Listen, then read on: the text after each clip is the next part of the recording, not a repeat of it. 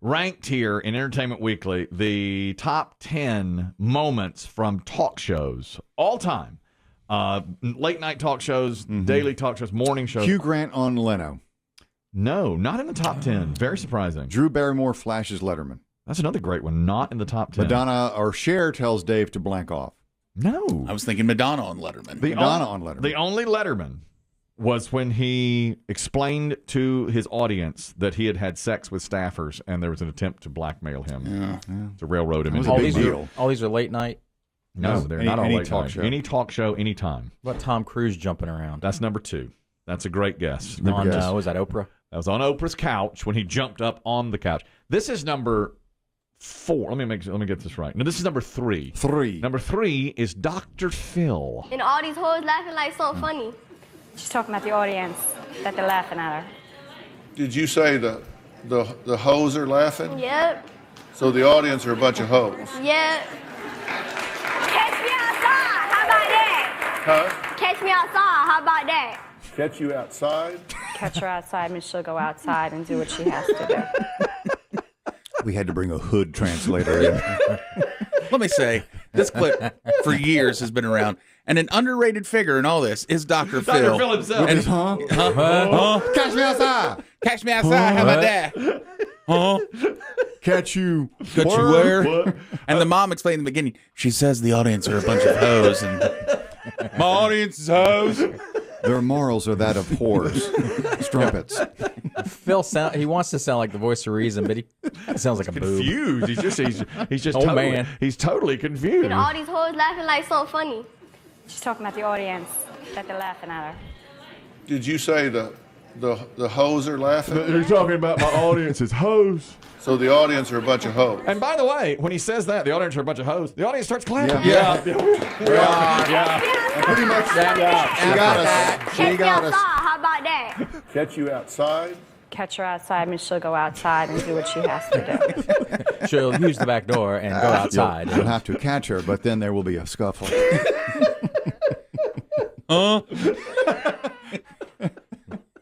Fisticuffs, Dr. Phil. The gentleman art of Marquis of Queensbury's rules.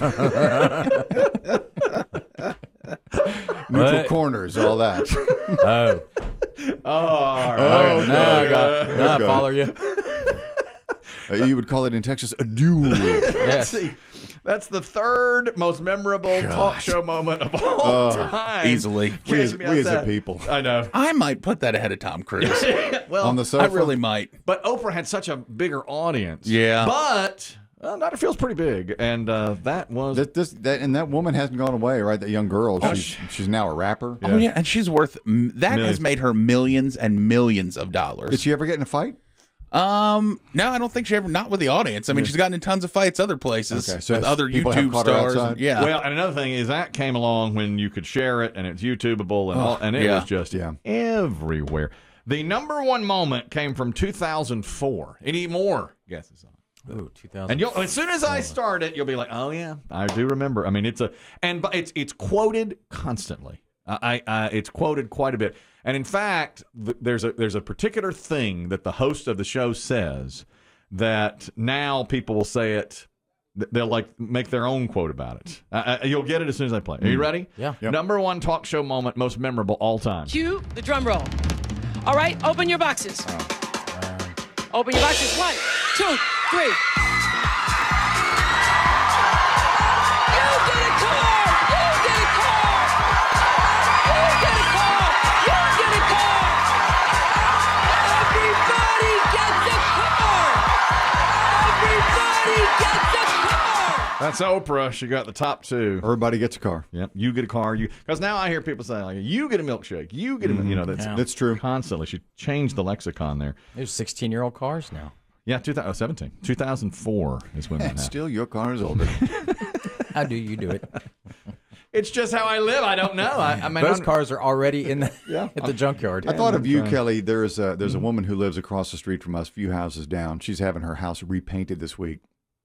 And the same, I passed them on my walk, the crew that's painting. They're doing a very thorough, they're good men and thorough. Yeah. But one of them drives an older vehicle, and he has her house is a nice house, and his car leaks oil like yours, but he travels with a giant piece of cardboard that he puts under his car to catch the cardboard, to catch the oil, so it doesn't leak in front of his client's house. That is nice of him to do. I've considered that.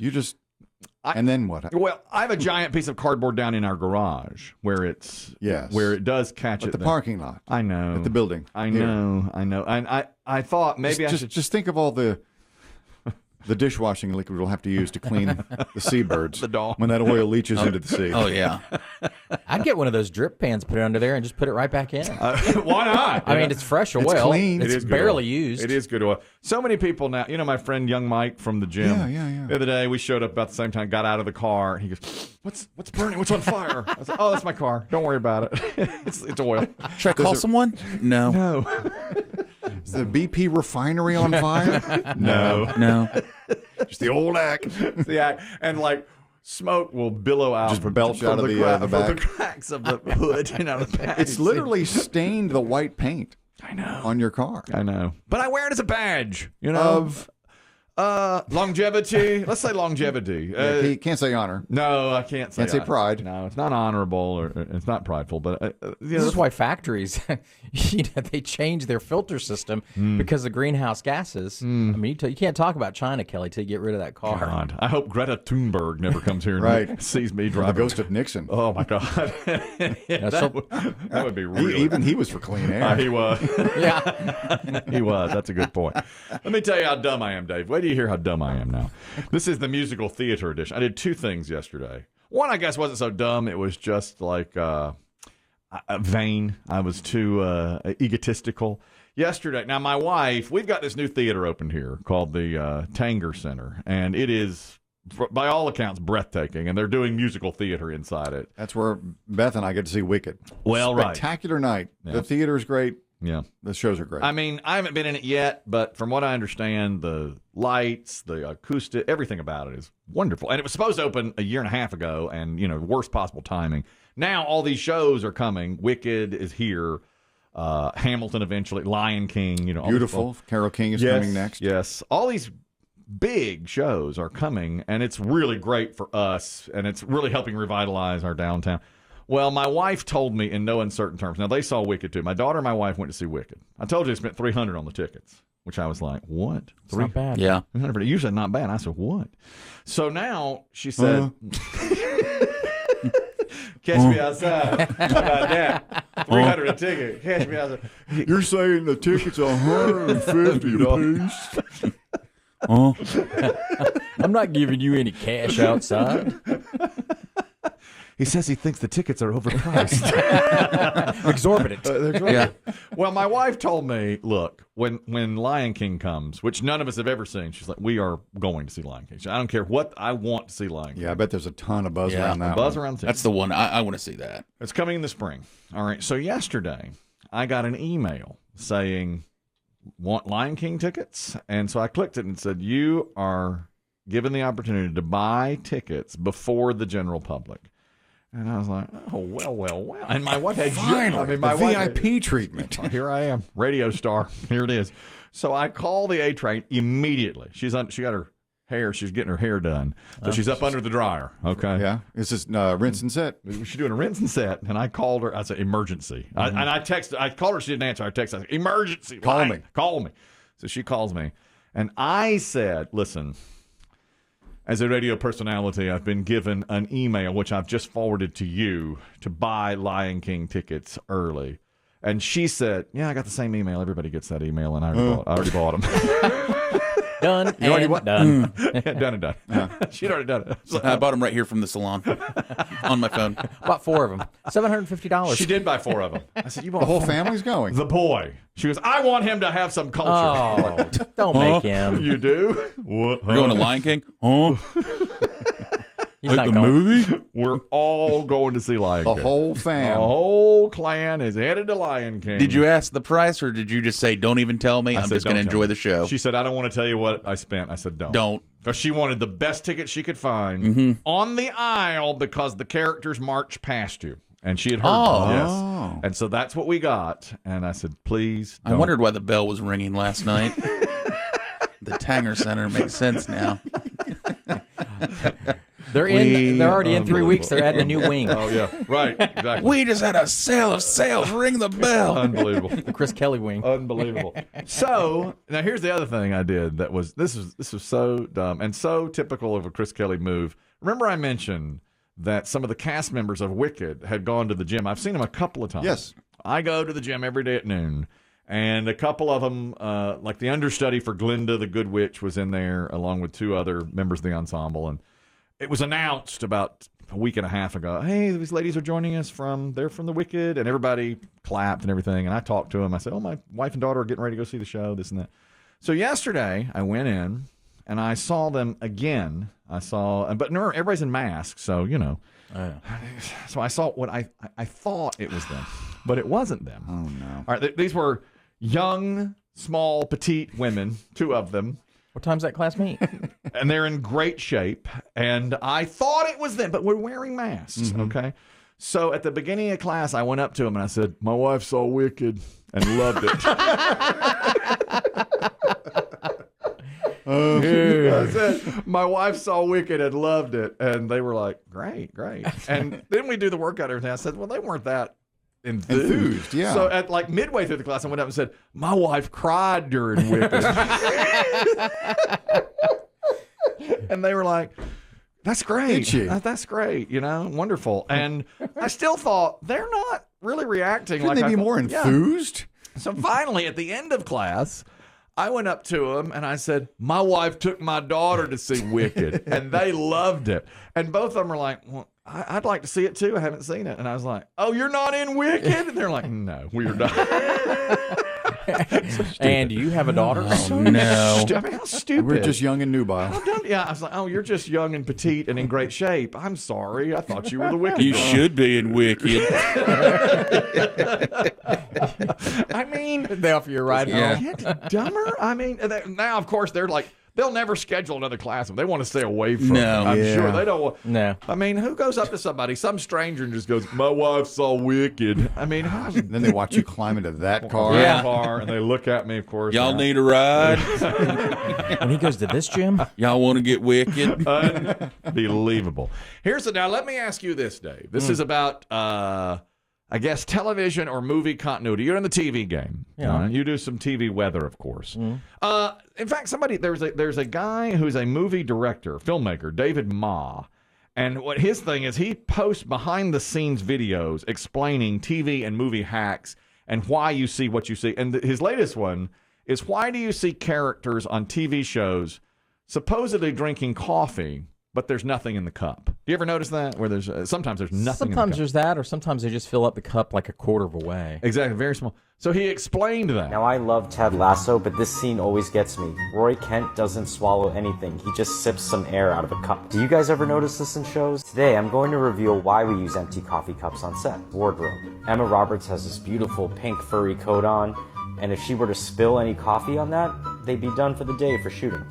Next is safety for the actors. If they were to get blisters on their lips from a hot coffee, or even worse, spill it on their skin, that would be bad for production. So it's because of spills. Because they can do 25 takes of something. If they spill it on the wardrobe, that's it. Or if you just take a sip of water, sometimes you cough. Oh, that's true. So they do. I mean, yeah, it's just cleaner. It is. But And that's why they don't eat food either. They just kind of push it around on their plate because they don't want You rarely see forks going into mouths. food in their teeth. Is or that right? Choke on it or whatever. Yeah. Well, It does happen, but you don't see it a lot. Must be a good job. I don't notice that. I guess they do it well enough. That Occasionally, though, but if they do take bites, they're very tiny bites. And rarely do you see females eat. On camera. On camera. They won't do that. Then he explained about cigarettes and how so many, if you're smoking on set, like he references Mad Men, the actors in Mad Men, of course, they all smoke. And I've heard this before, they're not real cigarettes. Most of the time when you see actors smoking on screen, we use something called prop cigarettes. They're herbal cigarettes that are tobacco, nicotine, and additive free. They also look quite real in an actor's fingers. John Hamm went through packs of these while filming 9 seasons of Mad Men. Now when we cut one open, you'll notice there isn't tobacco inside. It looks more like herbs. Sometimes the smoke is added in post-production using CGI, like the scene in Fight Club. I also love the scene from Training Day, and Denzel uses the cigarette well as a prop. As you can see, these burn just like regular cigarettes, but aren't as harmful or addictive. Even smoking prop cigarettes isn't good for your health. I was going to say, you're still sucking smoke in. But I also thought it was interesting that they add smoke in post-production. It's not even... That always looks fake to me. Do you? I always think I can spot it. You can tell. Is that mandated by the industry that you can't use real cigarettes, or they just choose not to? I bet they just choose not to. I bet actors who do smoke. I think it's just because of the number of takes. That's what I'd want. I'd want to smoke them. Yeah, if you were in a show, I mean, why not? It just looks real. And, yeah, it does. I mean, it's real. It's the real thing. I mean, those things may taste like crap. Now, I would think. Now, here's my question. And cocaine is usually vitamin B12 or something. Is that what they do? They're snorting vitamin B12? I think that's what I read. Boo. Yeah. Sorry, babes. Give me the real stuff.